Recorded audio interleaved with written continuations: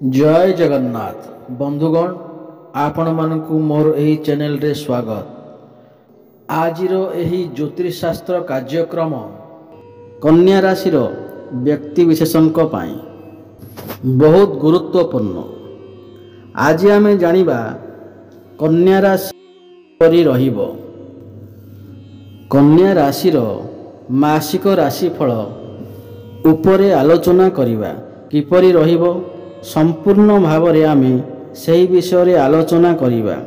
सेमानंकर स्वास्थ्य, शिक्षा, प्रेम, संपर्क, वैवाहिक जीवन, भाग्य, कैरियर, बेपार किपरि रहिबो सही विषय विस्तार भावरे आलोचना करिबा। नवग्रहंकर स्थिति मध्य देखिबा। नवग्रह कि प्रकार फल देबारे सक्षम हेबे। शेषरे अशुभत्व प्रदान करुथिबा किछि विशेष प्रतिकार मध्य जानिबा। सेथिपाई वीडियोटी को शेष पर्यंत देखंतु। चलंतु वीडियोटी आरंभ करिबा। जहा कि जन्म राशि चंद्र राशि उपर आधारित। कन्या राशि नवग्रहंकर स्थिति विषय सर्वप्रथम जानिबा। यह पूर्वरु जदि आपणकर भी कन्या राशि होइथाय एवं आपण भी ईश्वर को सच्चा हृदय भक्ति करती, विश्वास करती, तेबे यही वीडियोटी को लाइक करी कमेंट बॉक्स रे जय जगन्नाथ, जय माँ लक्ष्मी अवश्य लिखंतु। सबुठु प्रथम जानिबा कन्या राशि नवग्रहंकर स्थिति यही प्रकार रहिबो। राशि चक्र षष्ठ राशि हेउची कन्या राशि एवं यही राशि अधिपति हेउचंती बुधदेव एवं बुध आपणकर तृतीय भाव में विराजमान अछंती एवं तांको सहित शुक्र मध्य विराजमान अछंती। आपणकर प्रथम भाव में केतु विराजमान अछंती, द्वितीय भाव में सूर्य विराजमान अछंती। आपणकर षष्ठ भाव में शनि विराजमान अछंती। आपणकर सप्तम भाव में राहु विराजमान अछंती। आपणकर एकादश भाव में मंगल विराजमान अछंती एवं नवम भाव में देवगुरु बृहस्पति विराजमान अछंती। ध्यान दे शुणु। स्वास्थ्य विषय जानिबा। आपणकर स्वास्थ्य किपरि रहिबो। प्रथम भाव होइथाय स्वास्थ्यर भाव, इम्यूनिटी सिस्टम रो भाव एवं प्रथम भाव अधिपति हेउछंती बुधदेव। बुध आपणकर तृतीय भाव में विराजमान अछंती एवं प्रथम भाव में केतु विराजमान अछंती। बंधुगण आपणकर राशिर स्वामी बुधदेव एही मासरे खराब स्थिति रे अछंती एवं भल स्थिति रे नाहंती। कारण तृतीय भाव को उपरे स्थान माना जाइथाय। राशि चक्र रे जेतेबेले राशिर स्वामी आपणकर 6, 8 एवं 12 एवं तृतीय भाव रे चलन करिथांती तो आपणଙ୍କୁ स्वास्थ्य किछि समस्या देखा देइथाय। एही समय रे आपणकर त्वचा संबंधी समस्या किछि देखा देई पारे।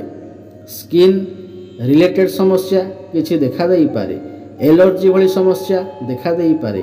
ठंडा, ज्वर भली समस्या मध्य देखा देई पारे। एथि प्रति टिके ध्यान देबे। तृतीय भाव साहस पराक्रम भाव होइथाय एवं अधिक परिश्रम भाव होइथाय। कोनोसी कार्य रे अधिक परिश्रम करिबा जोगु आपणकर मुंड विधा भली समस्या मध्य देखा देई पारे। एथि प्रति आपण टिके ध्यान देबे। एबे जानिबा शिक्षा विषय। शिक्षा क्षेत्र किपरि रहिबो। पंचम भाव होइथाय शिक्षा क्षेत्र भाव एवं पंचम भावर अधिपति होउछंती शनिदेव एवं शनि आपणकर षष्ठ भाव में विराजमान अछंती। बंधुगण एठारे शनिंकर स्थिति बहुत भलो अछि। षष्ठ भाव में शनि को बहुत भलो माना जाइथाय एवं बहुत बड़ कथा हेउछि 15 नवेम्बर को शनिदेव बक्री हेब जाउछंती। एही मासरे पाठ पढ़ा सर्वश्रेष्ठ रहिबो। पूर्वर जदि आपणकर पाठ पढ़ारे समस्या थिला, आपणकर एडमिशन रे किछि समस्या आसुथिला, तेबे ताहा मध्य एही मासरे दूर हेइ जिवो। आपण आपणकर पाठ पढ़ारे बहुत अधिका उन्नति करिवे। आपणक भितरे मैच्योरिटी लेवल बढ़िबो एवं कॉन्फिडेंस बढ़िबो। ज्ञान आपणक पाठपढ़ारे बहुत अधिक उन्नति करिवे। जदि एही मासरे किछि एग्जाम अछि, उच्च शिक्षा पई बाहर को जाई पारंती, विदेश को जाई पारंती, नूतन स्थान रे एडमिशन होई पारंती, कोनोसी फॉर्म फिलअप करी पारंती, पाठ पढ़ा को नहीं बड़ डिसीजन नहीं पारंती।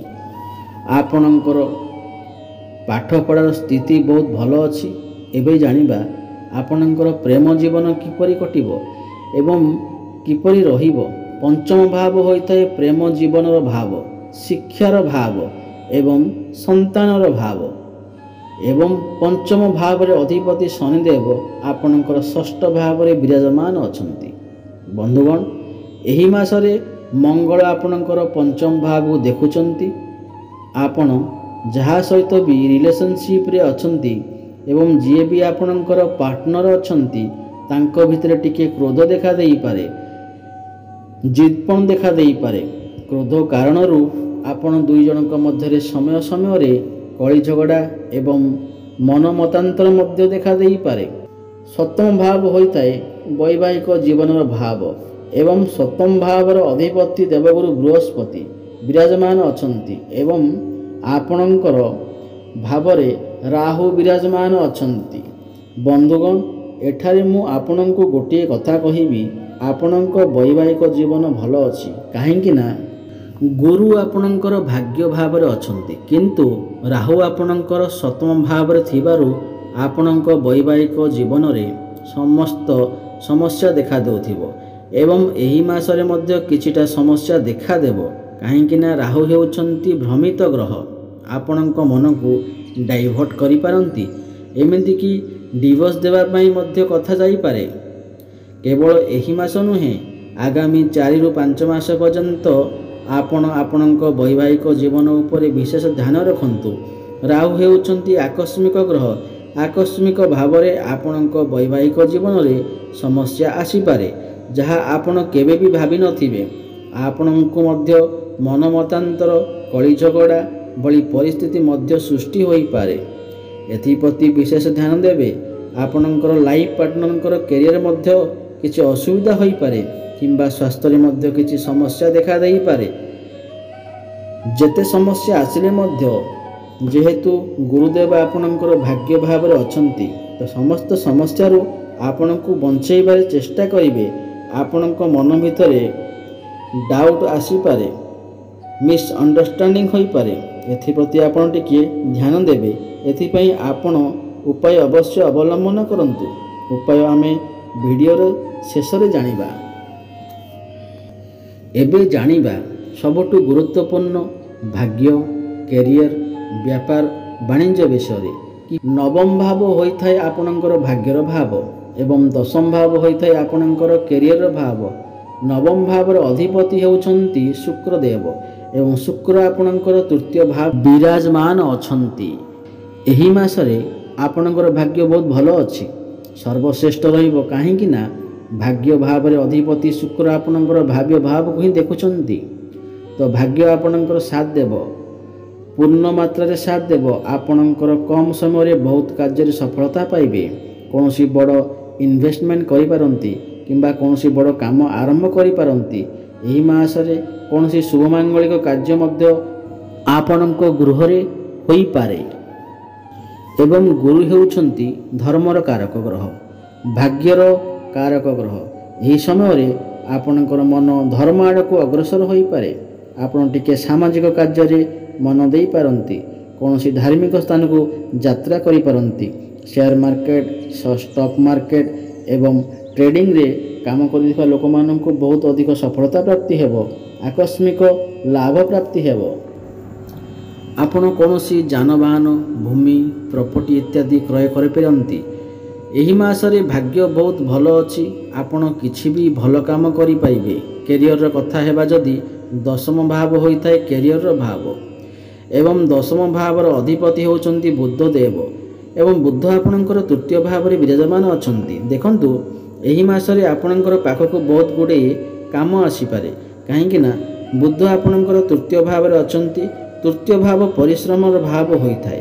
कर्म क्षेत्र रे आपणको टिके अधिका କାମ କରିବାକୁ ପଡ଼ିପାରେ। ଏହି ମାସରେ ଆପଣଙ୍କର କର୍ମକ୍ଷେତ୍ରକୁ ନେଇ କୌଣସି ଛୋଟ ମୋଟ ଜାଗାକୁ ଯାତ୍ରା କରିପାରନ୍ତି। ବିଦେଶ ଯିବାର ମଧ୍ୟ ବାଟ ଖୋଜୁଅଛି ଏବଂ ବୁଧ ଏଠାରେ ବସି ଭାଗ୍ୟ ଭାବକୁ ଦେଖୁଛନ୍ତି। ପ୍ରମୋସନ୍ ହେବାର ମଧ୍ୟ ଯୋଗ ବନୁଅଛି ଏବଂ ଯେଉଁମାନଙ୍କ ପାଖରେ କୌଣସି ଚାକିରି ନାହିଁ ତ ସେମାନଙ୍କୁ ଚାକିରି ମଧ୍ୟ ପ୍ରାପ୍ତି ହୋଇପାରେ। କର୍ମକ୍ଷେତ୍ରରେ ଆପଣଙ୍କୁ ଅଧିକ ପରିଶ୍ରମ କରିବାକୁ ପଡ଼ିପାରେ କିନ୍ତୁ ସଫଳତା ଅବଶ୍ୟ ପ୍ରାପ୍ତି ହେବ। ଉପର ଅଫିସରଙ୍କ ସପୋର୍ଟ ଆପଣଙ୍କୁ ପ୍ରାପ୍ତି ହେବ। ବେପାର ବାଣିଜ୍ୟର କଥା ହେବା ଯଦି ସପ୍ତମ ଭାବ ହେଉଥାଏ ବେପାର ବାଣିଜ୍ୟର ଭାବ ଏବଂ ସପ୍ତମ ଭାବରେ ରାହୁ ବିରାଜମାନ ଅଛନ୍ତି ଏବଂ ସପ୍ତମ ଭାବରେ ଅଧିପତି ବୃହସ୍ପତି ଆପଣଙ୍କର ଭାଗ୍ୟ ଭାବରେ ଅଛନ୍ତି। ଏହି ମାସରେ ବେପାର ବାଣିଜ୍ୟରେ ଫଳ ପ୍ରାପ୍ତି କରିବେ। ରାହୁ ହେଉଛନ୍ତି ଆକସ୍ମିକର ଗ୍ରହ। ଆକସ୍ମିକ ଲାଭ ହୋଇପାରେ, ଆକସ୍ମିକ ଲସ୍ ମଧ୍ୟ ହୋଇପାରେ।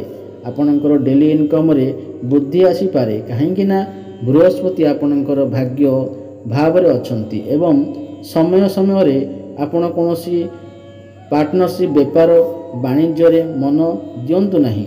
ଆପଣଙ୍କୁ ଧୋକା ମିଳିପାରେ, କେହି ଆପଣଙ୍କୁ ଧୋକା ଦେଇପାରନ୍ତି ଏବଂ ବେପାର ବାଣିଜ୍ୟରେ ଆପଣଙ୍କୁ ଅଧିକ ପରିଶ୍ରମ କରିବାକୁ ପଡ଼ିପାରେ। ଏବେ ଜାଣିବା ଉପାୟ ବିଷୟରେ ଯାହାକୁ ପାଳନ କରିବା ଦ୍ୱାରା ଏହି ମାସରେ ଯାହା ବି କିଛି ସମସ୍ୟା ରହୁଅଛି ଯାହା ଦୂର ହୋଇପାରିବ। ପ୍ରଥମ କଥାଟି ହେଲା ପକ୍ଷୀମାନଙ୍କୁ ଦାନା ଖାଇବାକୁ ଦିଅନ୍ତୁ ଏବଂ ବୁଧବାର ଦିନ ପ୍ରଭୁ ଗଣେଶଙ୍କୁ ଦୁବ ଘାସ ଅର୍ପଣ କରନ୍ତୁ। ଶୁଭ ଫଳ ପ୍ରାପ୍ତି ହେବ ଏବଂ ବୁଧ ଗ୍ରହଙ୍କର ବୀଜ ମନ୍ତ୍ର ଜପ ଅବଶ୍ୟ କରନ୍ତୁ। ମନ୍ତ୍ରଟି ହେଲା ଓମ୍ ବ୍ରାଂ ବ୍ରିଂ ବ୍ରୋଂ ସହ ବୁଦ୍ଧାୟ ନମଃ। ଏହି ମନ୍ତ୍ରକୁ 108 ଥର ପ୍ରତ୍ୟେକ ଦିନ ଜପ କରନ୍ତୁ। ଶୁଭ ଫଳ ପ୍ରାପ୍ତି ହେବ। ଆପଣଙ୍କ ଜୀବନରେ ନୂତନ ସୂର୍ଯ୍ୟ ଉଦୟ ହେବ। ଜୀବନରେ ସବୁ ସମସ୍ୟାର ଅନ୍ତ ଘଟିବ, ଭାଗ୍ୟ ବଦଳିବ। ପ୍ରତିଦିନ ମା ବୃନ୍ଦାବତୀଙ୍କୁ ଜଳ ଅର୍ପଣ କରନ୍ତୁ, ଭାଗ୍ୟ ଚମକିବ ଏବଂ ଦୁଃଖ ଦୂର ହେବ। ଅଧିକ ଶୁଭ ଫଳ ପ୍ରାପ୍ତି ପାଇଁ ପ୍ରତିଦିନ ହନୁମାନ ଚାଳିଶାର ପାଠ କରନ୍ତୁ। ହେଲେ ଦର୍ଶକ ବନ୍ଧୁ, ଏଇ ତ ଥିଲା କନ୍ୟା ରାଶିର ଏହି ମାସର ରାଶିଫଳ ବିଷୟରେ। ଯଦି ଆପଣଙ୍କୁ ଏହି ଭିଡ଼ିଓଟି ଭଲ ଲାଗିଥାଏ ତାହେଲେ କମେଣ୍ଟ ବକ୍ସରେ ଜୟ ଜଗନ୍ନାଥ ଅବଶ୍ୟ ଲେଖନ୍ତୁ। ପୁଣି ଦେଖା ହେବ ଆଗାମୀ ଭିଡ଼ିଓରେ। ରଖୁଛି, ଜୟ ଜଗନ୍ନାଥ, ଧନ୍ୟବାଦ।